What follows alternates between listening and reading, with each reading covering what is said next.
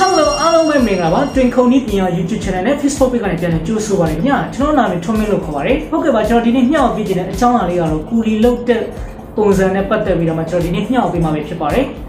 Kuli looked at Kuli looked at Kama, Bologna, Atari, told you your ma, Bologna to check with a lawyer than so a channel with your dinner. The teacher Charlie, now be my pare. Okay, but if you don't have my YouTube channel, like, subscribe, and look at the solution. Look to our town Sujimarinia. Okay, our solution fully looked at Bozan, then a part of video, to the word Lila Jaya.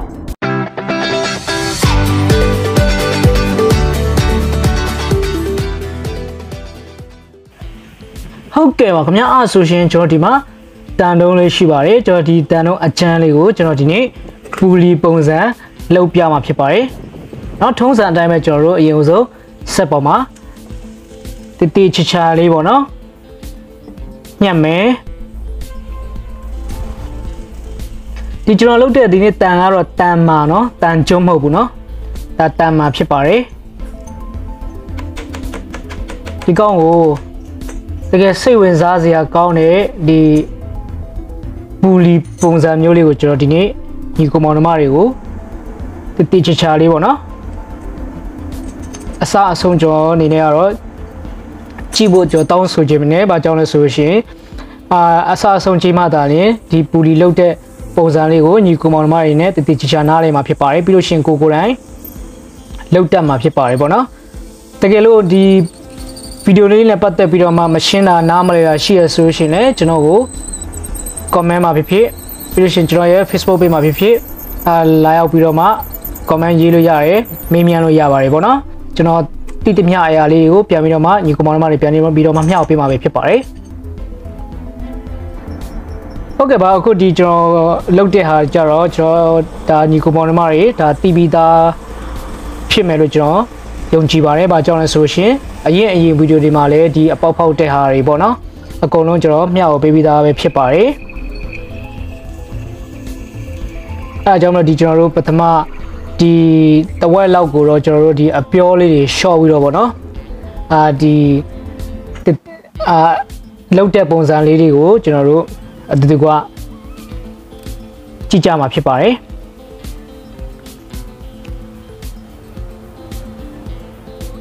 yin uzon general nyan have been legal no nyan have been legal general yin uzon piame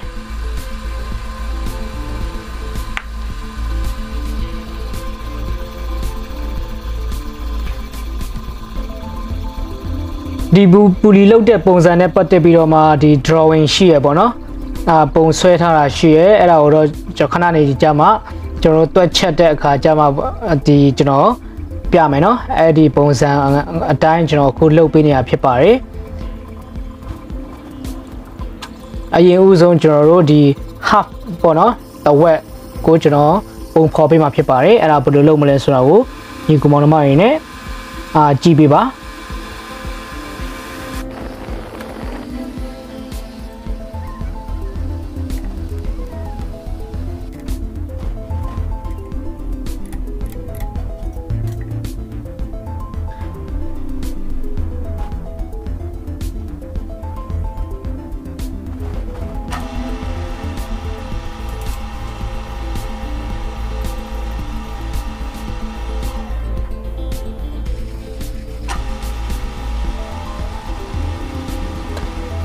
The babe chatari, the miana being chatari, Jarada, a yin, bigger the balogale, that you know, meow baby doibono, Tali Alloy, Nanikuri in it, the load up layme legend, young chibare, load up Mavabono, but the website take on your Levibono.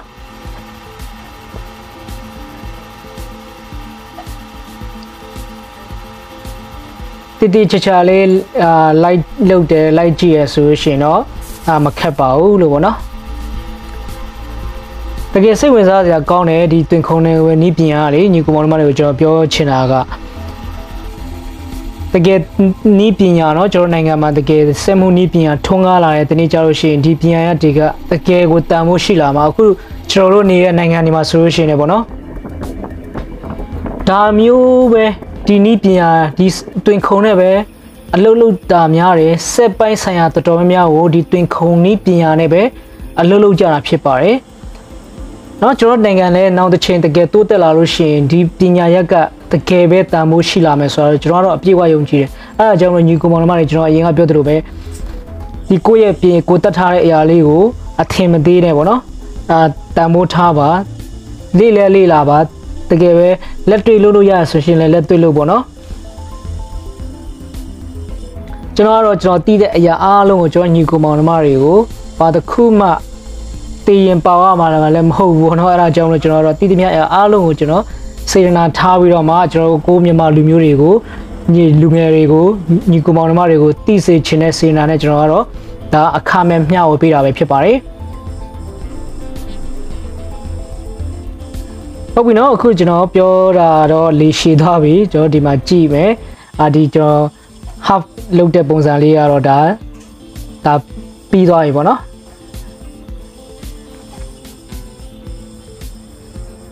ဒါတချမ်းပြီးသွားပြီ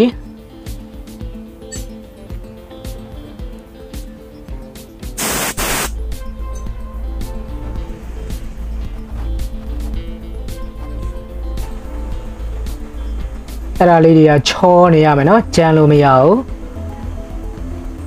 ကြမ်းလို့ရှိရင်ဒါ customer တွေဒါစိတ်ကြိုက်မဖြစ်ဘူးเนาะဒီကောင်တွေကဘာလဲဆိုလို့ရှိရင်ကျွန်တော်ပူလီရာဘာဂျိုးတွေနဲ့အသုံးပြုရတာဖြစ်တဲ့အတွက်ကြောင့်ဒီကောင်တွေကချောနေမှအဆင်ပြေတယ်ပေါ့နော်ကြမ်းလို့ရှိရင်ဂျိုးတွေကမခံဘူးခဏလေးနဲ့ဂျိုးကပြတ်သွားပြီပေါ့နော်အဲဒါကြောင့်မလို့ဒါလေးတွေကိုဂရုစိုက်ဖို့လိုပါတယ်ဟုတ်ပြီဆိုရှင်ကျွန်တော်ဒီဘက်ကိုနောက်တစ်ဖက်ကိုလှည့်ပြီးတော့မှညှက်မယ်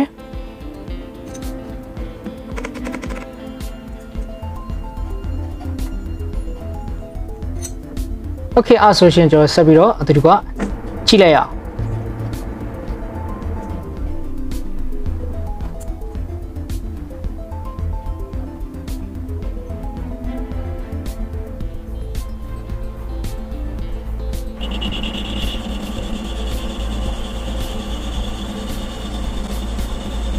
ဒီကောင်ရဲ့အရှည်ကတော့ဒီ 63mm ပဲပေါ့နော် 63mm အခု80လောက်ရှိသေးတယ်ပေါ့နော်ဒီအရှည်ကအဲ့ဒါကိုကျွန်တော်63mm ဖြောင်းဖြတ်ပေးရမှာဖြစ်ပါတယ်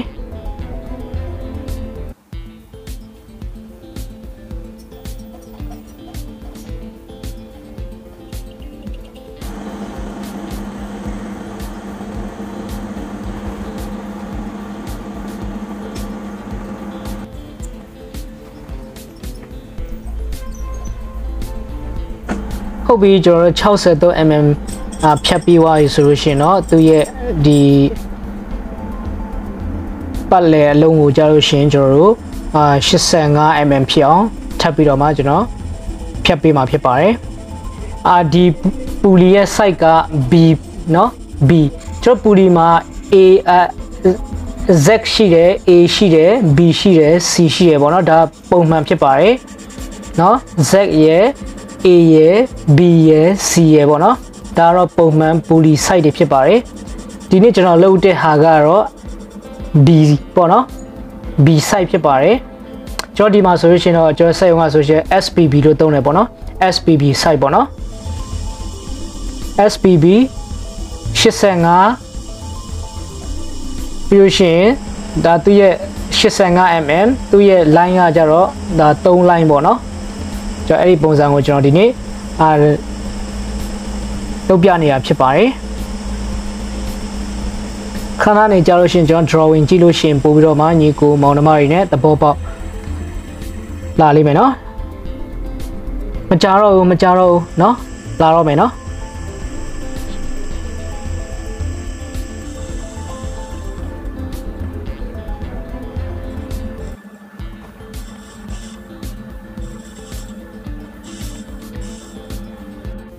ဟုတ်ပြီဆိုရှင်ကျွန်တော်ဒီမှာပြီးသွားပြီပေါ့နော်ဒီကောင် 63mm ဒီကောင်ကျတော့ 85mm ပေါ့နော်ဟုတ်ကဲ့ပါဆိုရှင်ကျွန်တော်ဒီကောင်ကိုကျွန်တော်တို့ line 4ဖို့အတွက်ပေါ့နော်ကျွန်တော်တို့စပြီးလောက်ရမှာဖြစ်ပါတယ် line 3 line ဖော်မယ်ပေါ့နော် ဒီမှာ down လေးတွေရဲ့တန်ဖိုးတွေလက်ရှာပြရမယ် OB ဆိုရှင်ကျွန်တော်ဒီမှာ drawing ကိုကြည့်အောင်ဒီမှာနော်ပြတာ drawing ကအရှေ့က63သူ area 85နော် Okay ဆိုရှင်ကျွန်တော်ဒီမှာအရင်ဆုံးကြည့်မယ်သူရဲ့အရှေ့က63 mm ရှိပါတယ်63 mm ဆိုလို့ရှိရင်တော့ဒါသူရဲ့အရင်ဦးဆုံးကျွန်တော်တို့ဒီအလယ် line ရဲ့တန်ဖိုးရှာရမယ်နော်အလယ် line တစ်ခုချင်းစီရဲ့တန်ဖိုးကကြတော့ဒီ SPB ဖြစ်တဲ့ကြောင့် 16.1 16 mm လဲရတယ် 16.1 လဲရတယ်ပေါ့နော်ကျွန်တော်3 line ဖြစ်တဲ့ကြောင့်ကျွန်တော်တို့ဒီ63ကနေ 16.1 ကို3ခါကျွန်တော်နှုတ်ပေးလိုက်ပါမယ်ဆိုလို့ရှိရင်ဒီမှာ 14.8 mm ကျန်ပါတယ်ပေါ့နော်ဟုတ်ပြီကျွန်တော် 14.8 mm ကျန်တယ်ဆိုလို့ရှိရင်အဲ့ဒီထဲကနေကျွန်တော်တို့ဒီပူလီရဲ့ down တစ်ခုပေါ့နော်အဲ့ဒီ down တစ်ခုရဲ့တန်ဖိုးကိုလည်းထပ်ပြီးတော့ရှာပေးရမှာဖြစ်ပါတယ်အဲ့ဒီ down တစ်ခုရဲ့တန်ဖိုးကိုကျွန်တော်တို့တဒေါင်းကို 5 mm လို့ကျွန်တော်ထားလိုက်မယ်နော် 14.7 ကနေကျွန်တော်တို့ 5 mm ကိုကျွန်တော်တို့နှုတ်မယ်ဆိုလို့ရှိရင်30ပေါ့နော်30ကိုနှုတ်မယ်ဆိုလို့ရှိရင်တော့ဒါက 4.7 ပဲကျန်မှာဖြစ်ပါတယ်အဲ့ဒီ 4.7 ကဘာလဲဆိုလို့ရှိရင်အလယ်မှာကျန်တဲ့အလယ်တောက်ပေါ့နော်တောက်နှစ်ခုရှိရဲအဲ့ဒီနှစ်ခုဖြစ်တဲ့ကြောင့်နှစ်နဲ့စားလိုက်လို့ရှိရင်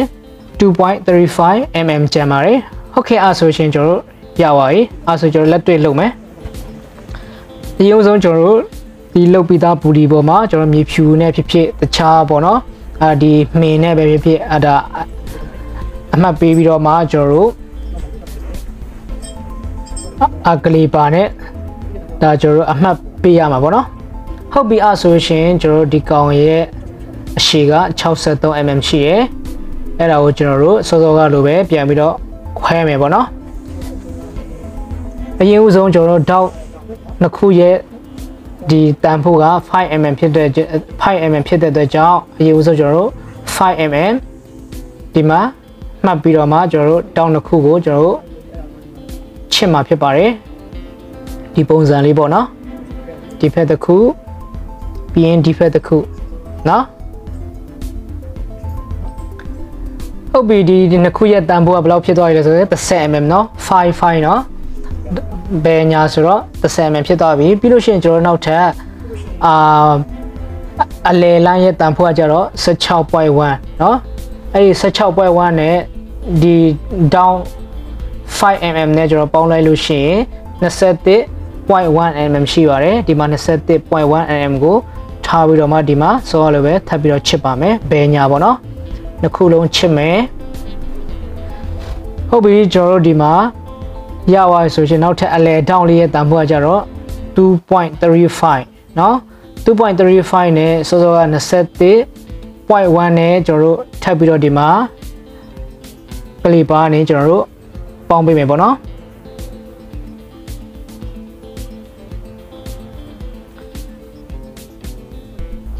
မဟုတ်သေးဘူးဒီမှာ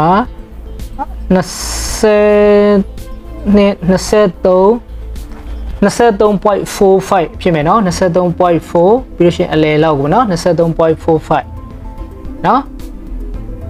ဟုတ်ပြီဆိုလို့ရှိရင်ဒါစောစောလိုပဲထပ်ပြီးတော့မှဒီမှာချစ်လိုက်မယ်အဲ့ဒါအလယ်တောက်နှစ်ခုပေါ့เนาะပြီးလို့ရှိရင်ဒီဘက်ကိုလည်းအဲ့ဒီတိုင်းပဲချစ်လိုက်မယ်เนาะဟုတ်ကဲ့ပါဆိုလို့ရှိရင်ကျွန်တော်တို့ဒီမှာကျွန်တော်လုပ်ချင်တဲ့ line 3 line ရဲ့ပုံစံပေါ်နေပြီပေါ့နော်ဒီမှာ3ခုဖြစ်ပါတယ်ဟုတ်ပြီအဲ့ဒါကိုကျွန်တော်တို့စာပြီးတော့မှဒီမှာအသွားချွန်ချွန်လေးနဲ့ပေါ့နော်ကျွန်တော်အရာပေးမှာဖြစ်ပါတယ်ဘာကြောင့်လဲဆိုရင်စောစောမြေဖြူနဲ့မှတ်ထားရတာကပြန်ပြတ်သွားနိုင်ပေါ့နော်ဟုတ်ပြီတော့မသွားခင်မှာကျွန်တော်ဒီမှာသူရဲ့ speed ကိုကြတော့ကျွန်တော်85မှာထားတယ်ပြီးရင်သူရဲ့ဒီက gear ကြတော့ medium မှာပေါ့နော် okay ဟုတ်ပြီဆိုရှင်ဒီမှာစပြီးတော့ဒီမှာပူကြီးကျွတ်မထွက်အောင်အလဲတိုင်းနဲ့ထိန်းပေးမယ်ပြီးလို့ရှိရင်ကျွန်တော်တို့အလဲကစောစောမှတ်ထားတဲ့ဟာလေးကိုအသွားချွန်ချွန်လေးနဲ့ထပ်ပြီးတော့မှကျွန်တော်အရာပေးမယ်ပေါ့နော်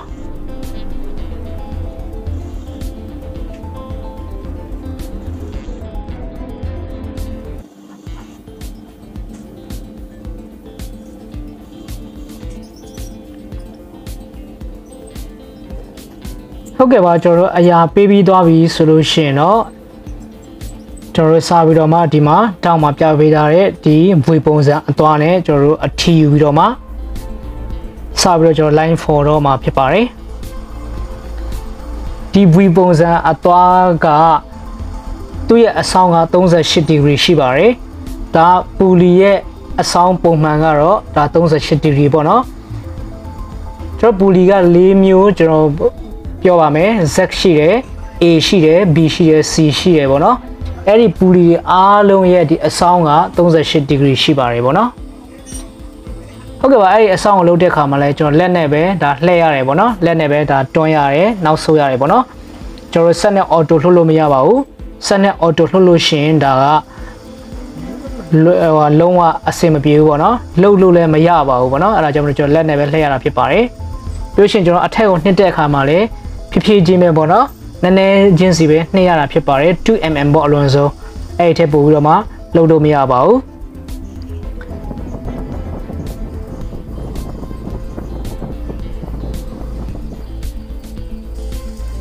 ဒီမှာကြည့်နော်သူက line လေးပေါ်နေပြီဖြစ်ပါတယ်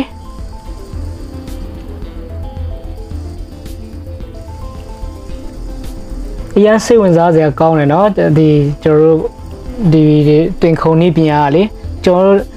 လှုပ်တက်လှုပ်တတ်တယ်လို့ထွင်တက်ထွင်တတ်တယ်လို့ဒါကျွန်တော်တို့တွင်ခုံဆက်ကအရန်ကိုအသုံးဝင်ပါတယ်ပေါ့နော်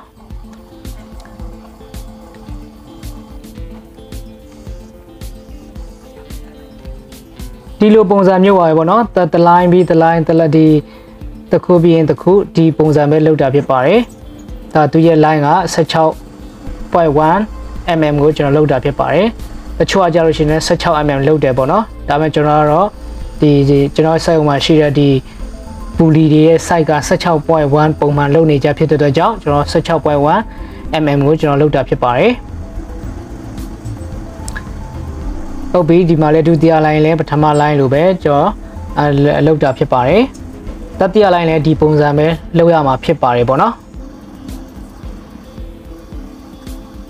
ဒီကျွန်တော်တို့အနက်ကိုလှုပ်တဲ့အခါကျလို့ရှိရင်ပေါ့နော်အဲ့ဒီ line ဖော်တဲ့အခါမှာအနက်ကို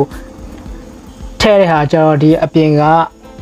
အကျယ်နဲ့ပေါ့နော်အတူတူပဲပေါ့နော်ဒီကအပြင်က 16mm ဆိုလို့ရှိရင်အထက်ကိုလည်း 16mm ကျွန်တော်တို့နှိပ်လို့ရပါတယ် 16mm ထက်ကျော်လို့လည်းရပါတယ်ပေါ့နော်18လောက်ထိကျွန်တော်တို့လှုပ်လို့ရပါတယ်ဒါပေမဲ့အဲ့ဒါတော့ကျွန်တော်တို့ဒီပူလီရဲ့အောက်မှာပါတဲ့အပေါက်အကျယ်ကျင်းတဲ့အပေါ်မှာမူတည်ပြီးတော့မှဒါကျွန်တော်တို့ကိုချိန်ပြီးတော့မှဒါလှုပ်လို့ရပါတယ်အပြင်က 16mm ဆိုရှင်လည်းအထက်ကို 16mm ဒါထက်ပေါ့နော်တချို့ဆိုရှင် SPA တို့ပါလို့ဆိုရင် 12.7 ဆိုရှင်လည်းအထက်ကို 12.7 အဲ့လိုမျိုးပေါ့နော်ဟုတ်ကဲ့ပါကျွန်တော်ဒီမှာတတိယ line ထိကျွန်တော်ဒါရသွားပြီပေါ့နော်ဒါလောက်တာကတော့ဒါတလိုင်းရသွားပြီဆိုလို့ရှင်တော့ဒါ channel line တွေကလည်းဒီပုံစံပဲပေါ့နော်ဒါကတော့အထွေထူးတော့ပြောစရာမရှိတော့ပါဘူးလွယ်ပါတယ်နော်ညီကိုမောင်နှမတွေနဲ့နားလေသဘောပေါက်လိမ့်မယ်လို့လည်းကျွန်တော်ယုံကြည်ပါတယ်ပေါ့နော်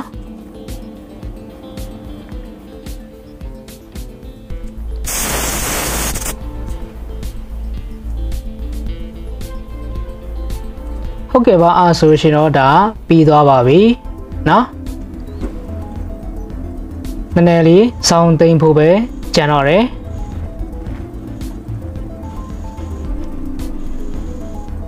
မို့လို့ရှင်လက်တွေပါရှာမှာတို့ဘာလို့တတိဒါတန်မှာဖြစ်တဲ့ကြောင့်မလို့ဒီကောင်ရထက်တယ်ဆိုရင်ဓာတ်လိုပဲတကယ်ထက်တာเนาะလက်တွေပါရှာနိုင်တယ်အဲ့ဒါကြောင့်အဲ့အနားလေးတွေဆိုရင်နည်းနည်းလေးပြန်ညှိပေးရတယ်ပေါ့နော်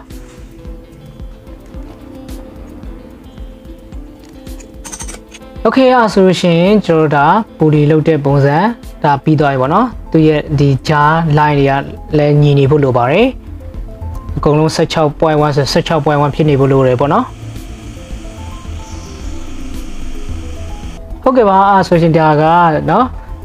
ကျွန်တော်ပူလီလုပ်တဲ့ပုံစံလေးကျွန်တော်ဒီနေ့မျှဝေပေးတာပဲဖြစ်ပါတယ်အရန်ချစ်စရာကောင်းတဲ့ပူလီလေးဒါပြီးသွားပါပြီပေါ့နော် ဒါလေးကတော့ကျွန်တော် keyword ခုတ်တဲ့ဟာတွေ school အရေးလုပ်တဲ့ဟာတွေကတော့ဒါမပြောပြတော့ဘူးဒါတော့ skip เนาะကြော်လိုက်ပါပေးပါကျွန်တော်ဆိုဒါတွေကတော့အရင်ဗီဒီယိုတွေမှာလည်းကျွန်တော်အများအားမျှဝေပေးပြီးသားဖြစ်ပါတယ် keyword ခုတ်တာတွေ school ရစ်တာတွေကပေါ့နော်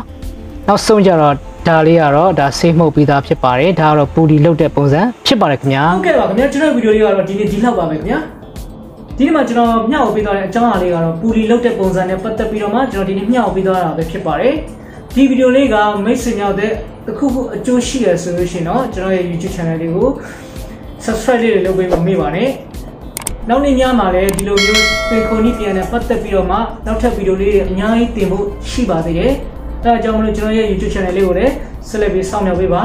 အားပေးပါလို့ပြောရင်အားလုံးကိုနှုတ်ဆက်ပါတယ်ခင်ဗျာ bye bye